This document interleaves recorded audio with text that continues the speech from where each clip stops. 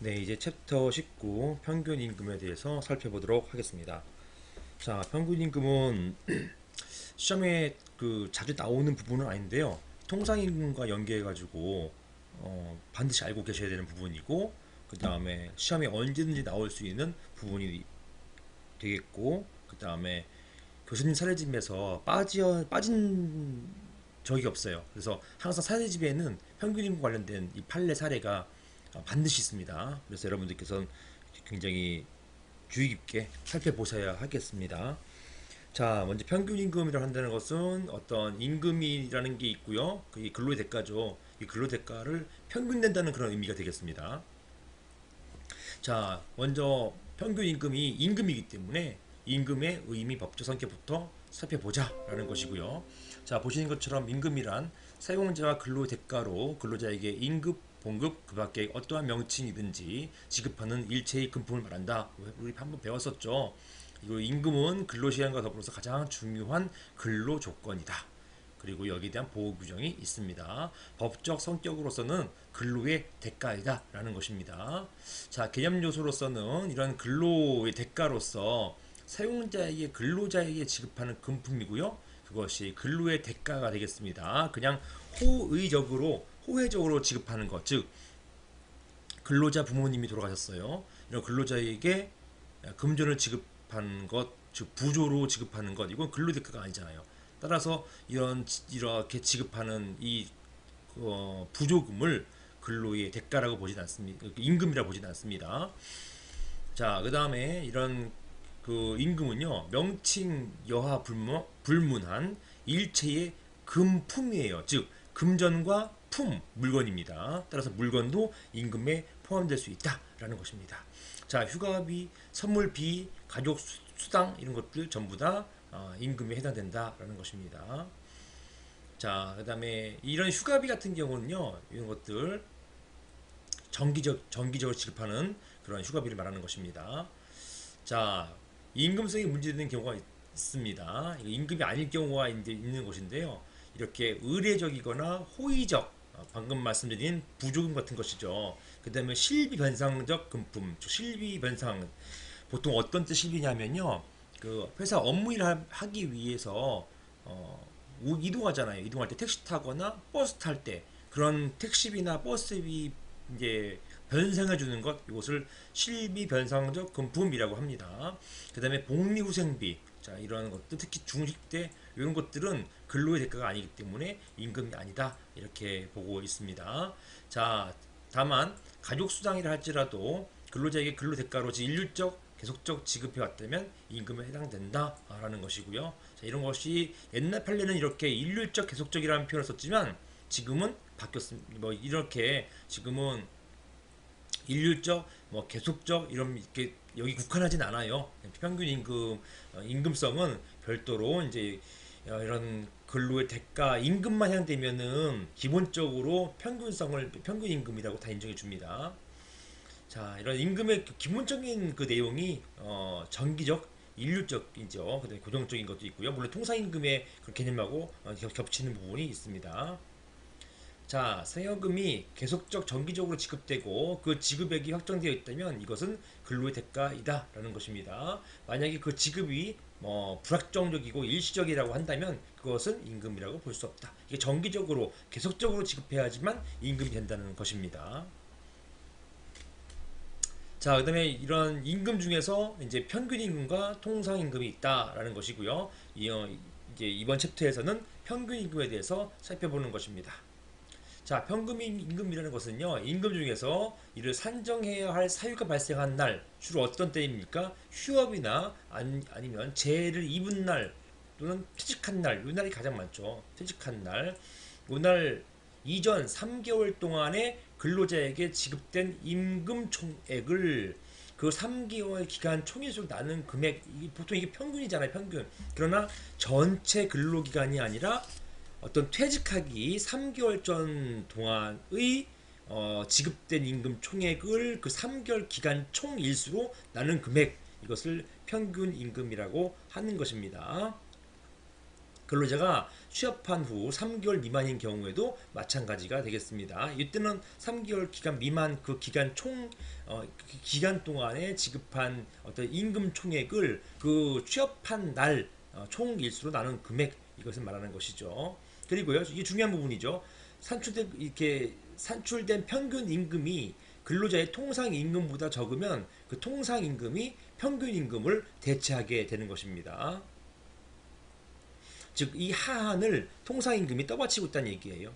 자, 이런 평균임금의 취지는 무엇이냐? 평균임금은 근로자의 통상적 생활임금을 사실대로 산정하기 위한 것이다 라는 것입니다. 자, 이것을 사후적 산술적 개념이라고 표현하는데요, 이렇게만 보면 무슨 말인지 몰라요. 어려워요. 어떤 개념이냐면, 평균임금은 근로자의 통상적 생활임금, 즉 이때 나오는 것입니다. 주로 아까 평균임금은 그 사유가 발생한 날, 가장 중요한 날이 어떤 날이라고 했어요? 퇴직한 날이에요. 퇴직한 이후에 보통 이직하셨습니까? 이직할 때 그 이직하는 회사에다가 나는 이 정도 받고 싶습니다 라고 할 때, 회사가요, 당신 그 이전에서 얼마 정도 받고 있었습니까? 또는 당신은 얼마짜리입니까? 이걸 얘기할 때 나는 평균적으로 이 정도 받고 있었습니다를 얘기하기 위한 것이라는 얘기예요. 즉, 그 근로관계가 계속될 때를 전제로 한 것이 아니라 근로관계가 종료된 이후에 나는 이 정도 가치가 있는 사람입니다. 나는 이 정도 받고 있었던 사람입니다. 이런 걸 이야기하기 위한 개념으로서요, 이것은 사후적 산술적 개념이다. 즉 사후적, 즉 근로기간 종료 후에 따지는 개념이다. 금전적으로 따지는 개념이다 라고 보기 때문에 사후적 산술적 개념이다, 이렇게 보는 것입니다. 자, 이런 평균임금은 휴업수당이나 재해보상금, 감급제한에 또는 퇴직금, 가장 중요하죠. 연차, 유급, 휴가, 수당, 이거 다 임금이라고 보기 때문에 그런 것이에요. 이걸 산정하기 위한 기준이 된다라는 것입니다. 쉽게 얘기해서 너 얼마짜리야 이런 것입니다. 두 번째 직장에서 전 직장에 있는 그것을 받았던 임금을 기준으로 새로운 임금을 부여하거나 임금 협상 들어가거든요. 그럴 때 새로운 회사가 그 근로자를 상대로 해서 당신 얼마짜리였습니까? 이렇게, 비록 속된 말이긴 하지만 이런 식의 표현을 하거든요. 얼마 정도 받으셨나요? 이때 나오는 저 이 정도 받았던 사람입니다. 나 무시하지 마세요. 이렇게 할 때 나와주는 게 평균임금인 것입니다.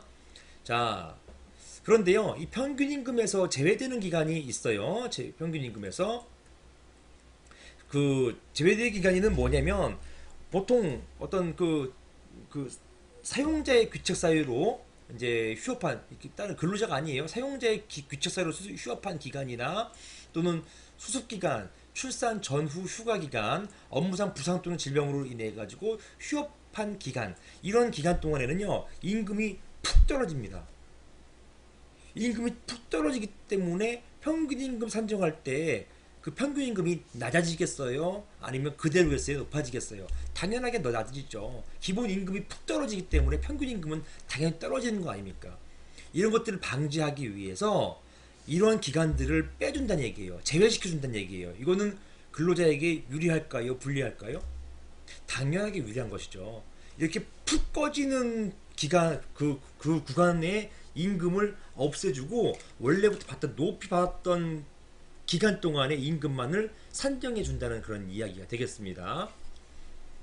따라서 사용자의 귀책 사유, 요거는 근로자하고 상관없잖아요. 이때까지 일하지 않았기 때문에 이때 귀책 사유로 인해서 휴업했기 때문에 만약에 임금이 푹 떨어졌다, 이런 경우에는 그 기간은 빼준단 말입니다. 빼주고 원래부터 많이 받고 있었던 기간을 전제로 해가지고 평균임금을 산정하게 해준다. 근로자를 위한 것이란 말입니다.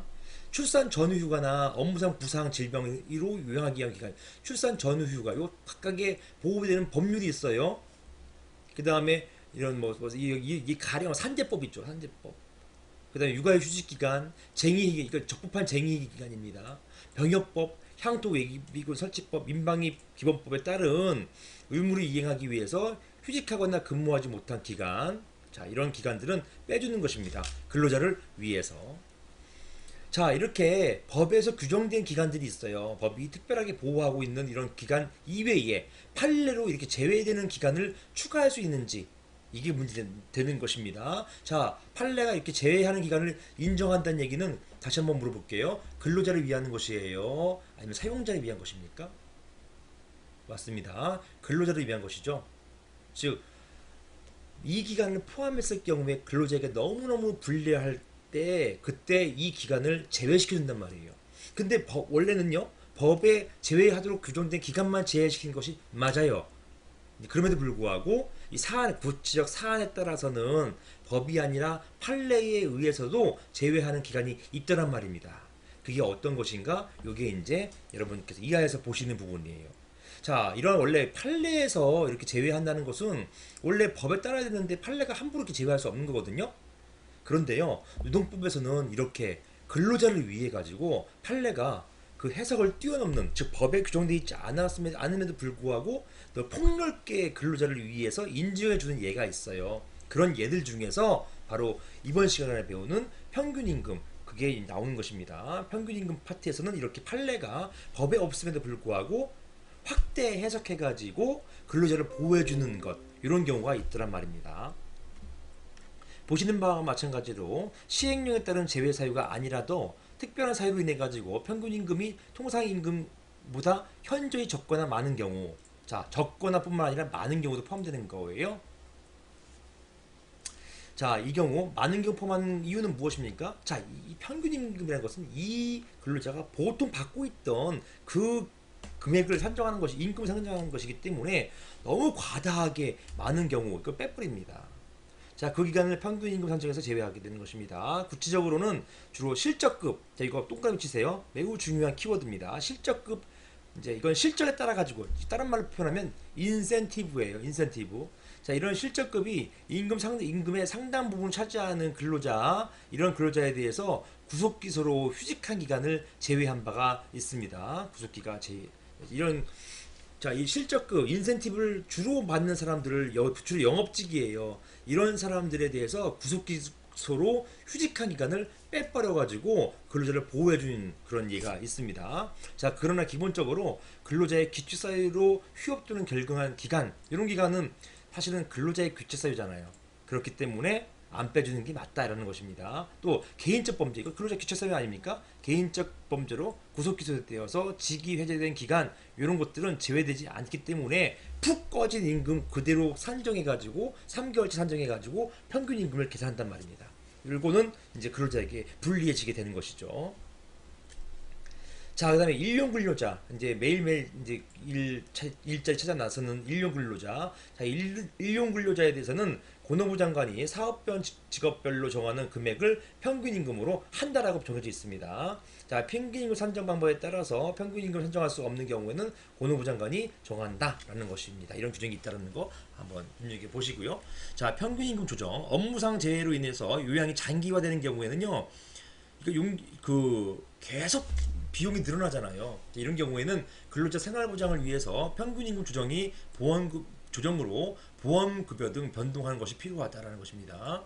따라서 재해보상금 또는 업무상 상병을 입은 자의 퇴직금 산정하는 데 있어서 적용된 평균임금은 그 사업장 또는 사업장의 동종 근로자 임금 변동에 따라 조정을 할 수가 있습니다. 더 늘린다든가 더 낮춘다든가 할 수 있다는 것이죠. 자, 이 물가 변동에 따라 가지고, 자, 산재 입기 입은 때로부터 입었을 당시에는 동료 이제 근로자의 평균 임금이 뭐 한 150만 원이었다. 이 물가 상승률로 인해서 한 2년 뒤에는 평균 임금이 150만 원이었다라고 할 때는요. 자, 이런 경우에 동료들 말입니다. 이때는 평균 임금을 이 산재 입은 이 근로자의 평균 임금을 조정해서 조금 늘릴 수 있다, 이렇게 보는 것입니다. 이런 규정이 있다 정도만 알고 가시면 됩니다.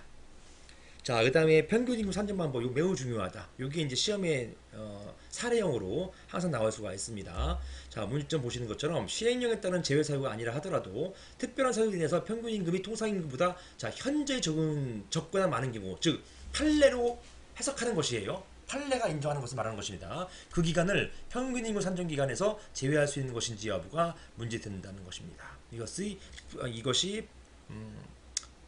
프랑스 생명보험 사례가 되겠습니다. 자, 피고 생보사 영업소 소장으로 피고는 생명보험사 영업소 소장으로 근무하고 있었어요. 영업소 소장 정도면 인센티브 갖고 이제 먹고 사는 사람들이 되겠죠. 자, 통상임금은 고작 150만밖에 안 되지만, 즉 능률급여, 실적급여가 300에서 350만 원 정도 엄청나게 많았죠. 그래서 매달 500만 원 정도를 받아오던 사람이었어요. 그런데 이분이요 95년도 8월 달에 혼인빙자 간음죄로 구속됩니다. 자, 이 혼인빙자 간음죄는 2009년도에 위헌 판결 나와가지고 그 이후로는 그 형사 범죄가 안 돼요. 자, 혼인빙자 간음이 뭔지는 아시나요? 최근 이게 범죄가 있을 때는 뭐 너무나 많이 이제 문제됐던 것인데, 즉 어떤 남자가 유부남이 그 여성을 좀 꿰어가지고 우리 결혼하자 이렇게 혼인하는 것을 전제로 해가지고 이제 뭐 간음하는 경우, 이런 경우에는 형법상 혼인빙자 간음죄로 처벌을 했습니다. 심지어 구속까지 했었던 것이에요. 이걸 간음죄, 이건 또 약한 의미의 강간죄 이렇게 봤다는 것입니다. 이것이 이제 위헌 판단 나왔어요. 혼인빙자 간음, 이것은 그 개별 간의 문제이지 국가가 여기에 개입할 것은 아니다. 이렇게 이런 것이 되겠습니다. 자, 그래서 또 남녀는 정신 똑바로 차리라 이런 것입니다. 남자나 여자나 그 결혼하자고 상대방이 얘기할 때 정신을 똑바로 차려가지고 잘 파악해봐라, 이런 취지가 되겠습니다. 자, 이때 구속됐어요. 자, 구속된 8월 28일부터 9월 23일까지는 유급 휴관을 주었고요. 그 다음에 그 9월 24일부터 그 다음에 2월 15일까지는 휴직을 시켰고요. 이미 1996년 2월 15일 날 퇴직했습니다. 이 퇴직한 날로부터 3개월 전이 바로 이때가 바로 휴직 기간이 되겠죠. 이 휴직 기간은 이 내부 규약에 따라 가지고 통상 임금밖에 주지 않아요. 따라서 능률규범인 300에서 500만 원, 350만 원 정도를 받지 못합니다. 따라서 어떻게 됩니까? 푹 꺼지는 게 되겠죠. 원고회사 휴직 전 3개월 임금 기준으로 평균 임금 산정한 후 퇴직금을 지급했습니다. 그러다가 이후 퇴직 전 3개월 기준이 맞다면서 초과된 부분에 반환 청구를 하는 그런 사례가 되겠습니다. 원고회사가 일단 휴직 전 3개월 임금을 기준으로 해서 퇴직금을 지급했다가, 자, 이거는 뭡니까? 휴직 전 3개월이에요. 휴직 전, 퇴직 전이 아니라 휴직 전. 그러니까 500만 원 받는 것을 전제를 했던 것이고요. 그러다가 이게 아니네, 퇴직 전 3개월로 하자라고 하니까 150만 원을 기준으로 판단하게 되었기 때문에 초과분에 있어가지고 반환 청구를 했던 것이 되겠습니다. 판례는, 자, 평균 임금이 근로자의, 제가 그림을 먼저 그리겠네요. 그림으로 한번 보여드릴게요. 자, 이런 것입니다. 이분이 95년도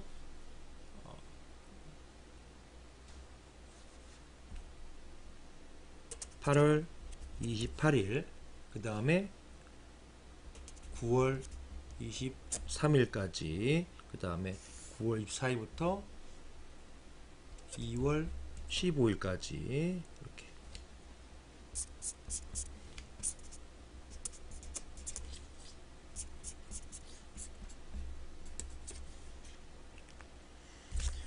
자, 그림 보시면 이런 것이에요. 자, 보시는 것처럼 그 95년 2월 15일부터, 그죠? 그 이전부터 8월 28일 날 구속되고 9월 28일까지는 능률급여 포함해서 500만 원 받던 분인데요. 그 이후에 휴직처리 처리가 됨으로써 2월 15일까지는 150만 원 받던 분입니다. 이때 만약에 9월, 여기 보시는 것처럼 9월 23일부터를 기준으로 할 경우에는요, 500만 원 기준 하기 때문에 그 이전 3개월 따지니까 평균 임금이 되게 높아지잖아요. 그런데 2월 15일부터 소급해가 3개월 따지면 평균 150밖에 안 되기 때문에 이 임금이 푹 떨어집니다. 평균 임금이 떨어질 수밖에 없어요. 이거는 근로자에게 너무 과한 거 아니냐, 부당한 거 아니냐, 이런 것 때문에 이런 판례가 나왔던 것입니다.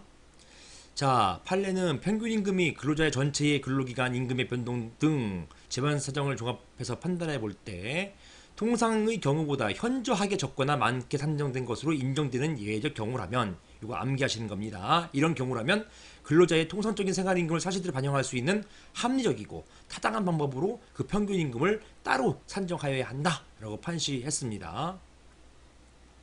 자, 그리고 판례는 그 근기법 시행령과 근로기준법과 그 시행령의 규정에 따라서 평균 임금을 산정할 수 없는 경우에는 노동부 장관이 정하는 바에 따라 바에 의한다라고 규정하고 있는데 여기에서 평균임금 산정할 수 없다는 것은 문자 그대로 산정이 기술상 불가능한 경우에만 한정할 것이 아니라 이거 암기입니다. 기술상 불가능할 것뿐만 아니라 근로기준법 관계 중에 따른 규정에 의해서 평균임금을 산정하는 것이 현저하게 부적당한 것이 경우도 포함하는 것이라고 판시했습니다. 이렇게 산정하기 어려운 경우를 한다는 것은 이렇게 기술적 어려운 것뿐만 아니라 현저하게 부적당한 경우도 포함하는 것 이렇게 보았던 것이고요. 이 사안이 현저하게 부적당한 경우 이렇게 보았던 것입니다.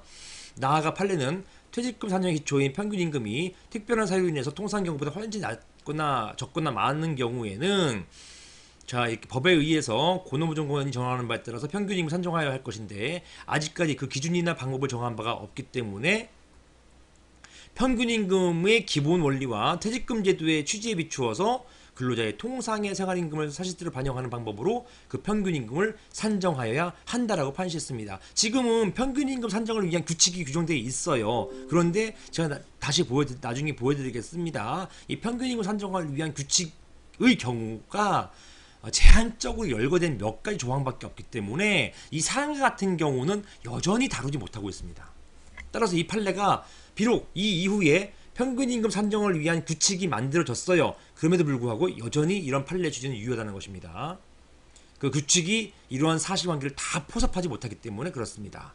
자, 보시는 바와 마찬가지로 급여의 대부분이 실적급인 능률급여로 이루어져 있던 근로자, 그리고 실적급 동그라미, 능률급 동그라미 암기입니다. 근로자가 구속기소되어서 그 기간 근로하지 못함으로 인한 기간은 평균임금 산정에서 제외되어야 한다고 보았습니다. 이 500만 원 받던 사람이 150만 원 받는 게 그 법관이 보기에는 상당히 부적절하게 봤던 것이에요. 검토 보시면 평균임금을 그 산정기초하는 퇴직금 제도는 직급, 호봉 등에 따른 근로자의 통상의 생활을 종전과 같이 보장하는 데 그 취지가 있다. 따라서 퇴직급여가 특수하고 우유한 사정에 따라서 통상의 경우보다 현저하게 많거나 적은 금액으로 되어 있는 것은 그 제도의 근본 취지에 어긋난다 할 것이기 때문에 자, 따라서 즉 현저하게 많거나 적은 금액 이거 또 반드시 써주셔야 돼요. 그것도 우연한 사정에 따라서 그 제도의 취지에 버긋는다 할 것이기 때문에 근로자의 통상의 생활임금을 사실대로 반영하는 방법으로 그 평균임금 산정하는 것이 타당하다. 이게 평균임금의 의의잖아요. 그 근로자의 생활임금을 사실대로 반영하는 방법, 반영하는 임금, 이것이 평균임금이고 이런 방법으로 평균임금 산정하는 것이 타당하다고 본다. 원래 이 근로자는 구속기소 안 됐으면 사실대로 그 이제 뭐 보통 또는 생활임금 또는 그 이 사람의 삶을 사실대로 반영하면은 원래 500만 원 받던 사람이잖아요.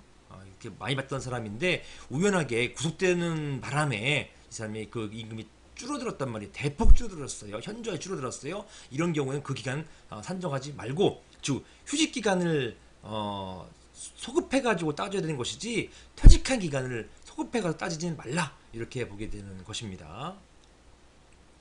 다음으로 자 근로자가 수습을 받기로 하고 채용되어 근무하다가 수습기간이 끝나기 전에 평균임금 산정사유가 발생한 경우 이거 언제라고 했죠? 평균임금 산정사유 퇴직한 경우 또는 재해를 입은 날 이걸 말하는 것이고 사는 재해를 입은 날입니다. 자 이러한 이제 사유가 발생한 경우에 평균임금 산정하는 기준임금이 무엇이냐라는 것입니다. 자 한번 보세요. 자, 문제점 근로자가 수습을 받기로 하고 채용되어 근무하다가 수습기간이 끝나기 전에 평균임금 산정 사유가 발생한 경우 자 수습사원으로서 받는 임금을 기준으로 평균임금 산정할 것인지 여부가 문제된다라는 것입니다. 이게 좀 재미있는 사례이긴 하고요. 한번 눈여겨보실 필요는 있습니다. 나전광역소 사례인데요. A는 회사에서 생산지 사원으로 3개월간의 수습을 받기로 하고 채용되어 근무하다가 수습 시작 2개월째 되던 날에 업무상 재해를 입어가지고 그 다음에 하반신이 마비되는 장애를 입고 말았습니다. 자 근로복지공단은 수습기간 중 A에 대해서 지급된 임금 총액을 기초로 산정한 평균임금 5,000원이 이 사건 사고 A 회사 소속 근로자 이 사건 사고가 있었던 A 회사 소속 근로자의 통상임금 6,000원보다 미칩니다. 적자. 이 통상임금액을 최초 평균 임금으로 산정하게 된 것입니다. 자, 기준이 뭐냐가 이 판례 핵심인데요. 자, 비교 대상 근로자를 이제 그 회사에 소속된 근로자의 통상 임금으로 봤습니다. A는 2016년 근로복지공단에 나와 같은 시기에 입사해서 수습 기간을 마친 후 정규직으로 전환된 근로자들의 임금을 적용하는 방법으로 나의 평균 임금을 산정해 달라라는 취지로 했습니다. 이런 취지의 평균 임금 정정 신청 및 보험급여 차액 청구를 했습니다만 근로복지공단은 자, 수습사원으로서 받은 임금을 기준으로 해가지고 평균 임금 산정하는 것이 맞다. 즉 수습기간 내에 있었던 받은 임금의 총액을 그 수습기간으로 나누는 것, 요 나누는 계산에서 나눈 것이 평균 임금이다라고 보았던 것입니다. 근로복지공단은. 그런데요, 이 근로자는 A는 그것이 아니라 내가 상해를 당하지 않았다고, 산재를 당하지 않았으면은 정규직으로 입사했을 것이고 정규직 전환됐던 근로자들을 기준으로 이들의 통상임금을 기준으로 산정해 달라 이렇게 주장했던 것입니다. 이렇게 이런 임금 기준으로 평균 임금 산정하는 것이 맞다는 것을 이유로 불승인 또는 부지급하는 결정을 했고요. 자, 결정을 했고, 자, 수습사원을 받은 임금을 기준으로 평균 임금 산정했습니다. 자, 이렇게 수습기간 동안에 받은 금액을 수습기간으로 나눈 금액을 평균 임금으로 산정했던 것입니다. 근로복지공단이요. 그리고 여기에 근로자 A는 여기에 반발해서 그것이 아니라 나보다 더 많이 받고 있는 통상임금 받고 있는 근로자를 기준으로 산정해 달라 이렇게 보았던 것입니다. 판례는요. 자, 근로자가 수습을 받기로 하고 채용되어 근무하다가 자, 수습 기간이 끝나기 전에 평균 임금 산정 사유 여기 사하는 경우는 산재예요. 이런 산재 소위 발생한 경우에는 자, 이런 시행령 어떤 겁니까? 수습 기간과 그 기간 중에 지급된 임금은 평균 임금 산정 기준이 되는 기관과 임금 총액에서 공제한다. 이것과는 무관하게 평균 임금 산정 사유 발생 당시의 임금, 즉 수습사원으로서의 받는 임금을 기준으로 평균 임금 산정하는 것이 제도의 취지에 비추어 타당하다고 판시하였다라는 것입니다. 이 판례는요, 자, 뭐라고 봤냐면은 요거는 핀트가 조금 달라요. 자, 근기법 시행령에는요 이렇게 규정되어 있어요. 수습 기간과 그 기간 중에 지급된 임금은 평균 임금 산정 기준되는 기간과 총액에서 공제한다. 오히려 수습 기간 중에 받은 임금은 빼버린다는 거예요. 0으로 만들어버린다는 거예요. 자, 상가 같은 경우 A 같은 경우는 오히려 수습기간 이 시행령에 따르면은 엄밀히 따르면은 그 임금 총액이 기준이 없어져 버려요. 빵원 돼 버립니다. 그런데요, 판례는 이 규정을 이렇게 해석하고 있어요.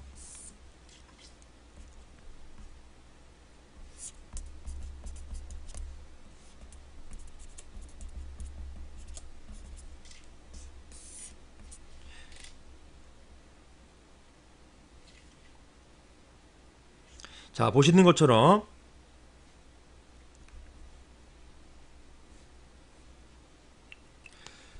여기 보시는 것처럼 수습 기간이 2월이고요. 정규직으로 이제 전환이 됩니다. 자, 이렇게 되고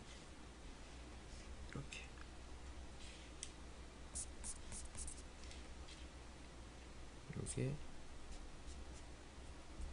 토탈 3월. 네, 제가 그림을 그렸어요. 복잡하게 보이는지 모르겠지만, 자, 보시는 것처럼 이 근로자가 토탈 3개월을 일했어요. 3개월 하다가 이제 그 퇴직했단 말입니다. 그런데요, 보시면 수습으로 2개월 일하다가 정규직으로 1월을 더 일했어요. 근데 이 그림이 제가 이렇게 그리겠군요. 조금만 더 수정할게요.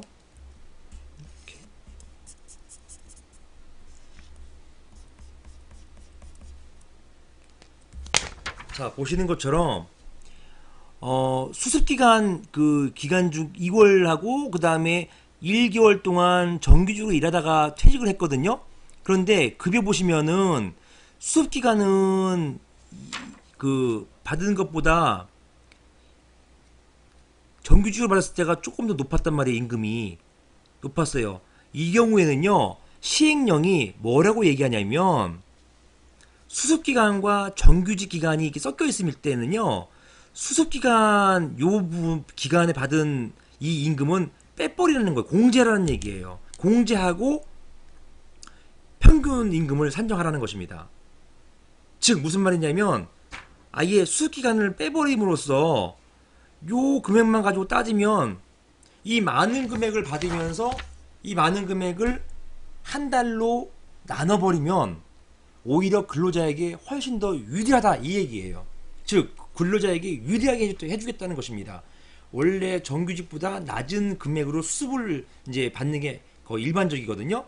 근데 이 기간 토탈 기간이 3개월 기간이 평균임 산정하기 위해서는 퇴직한 날로 전으로 3개월 소급하잖아요. 이 3개월 기간 안에 수습 기간과 그 다음에 정규직 기간이 섞여 있을 경우에는 수습 기간을 빼버리고 정규직만 가지고 평균 임금 산정해 달라라는 것입니다. 이게 바로 근로자를 위한 것이기 때문에 그런 입법 취지에서 근기법 시행령을 만든 것입니다. 자, 이런 것이라서 이 본 사안 같은 경우는 그게 아니잖아요. 이게 걸쳐 있는 게 아니라 온팡지게 수습 기간만 포함되어 있는 경우를 말하는 거잖아요. 이것이 마치 이 시행령에 따르면은 아예 산정할 기준이 없어진 것처럼 보여진단 말입니다. 그때 판례는 결론적으로 그럼에도 그때는 이 시행령 규정 적용하는 것이 아니라 그냥 수습기간 그때 기간을 총 받은 총액을 수습기간으로 나눠가지고 산정하라는 것이고요. 이게 판례 태도인 것이고 여기에서 근로자 A의 주장은 이것과는 전혀 상관없는 다른 얘기였죠. 그 기준을 수습기간 기준을 정규직 애들하고 맞춰가지고 정규직 애들이 받는 통상임금에 맞춰가지고 계산달라 이랬던 것이고요. 그럼 A의 주장은 배척하고요. 판례는 이 시행령 규정도 배척하고요.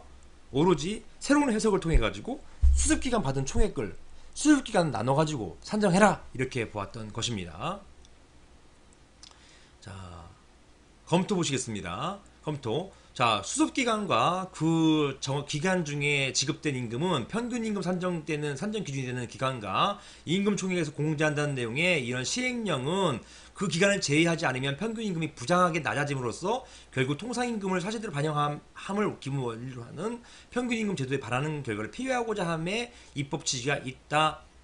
따라서 그 적용 범위는 평균임금 산정 사유 발생일을 기준으로 해서 그전 3개월 동안 정상적으로 급여를 받은 기간뿐만 아니라 수습기간이 함께 포함되어 있는 경우에 한한다고 봄이 타당하다라는 것이고요. 따라서 이런 내용은 시행령의 내용은 수습기간 중과 이러한 그 정규직이 포함되어 있을 경우에 고로 때까지를 말하는 것이지 이 야전 광업소 사안처럼 전부 다 수습기간만 이제 나와 있는 수습기간만 있는 이런 기간 이런 때에는 적용이 없다라는 것입니다. 이걸 말하는 것이고 나아가서 결론적으로는 그 수습기간 내에 받은 총액을 수습기간 나눠서 계산해라.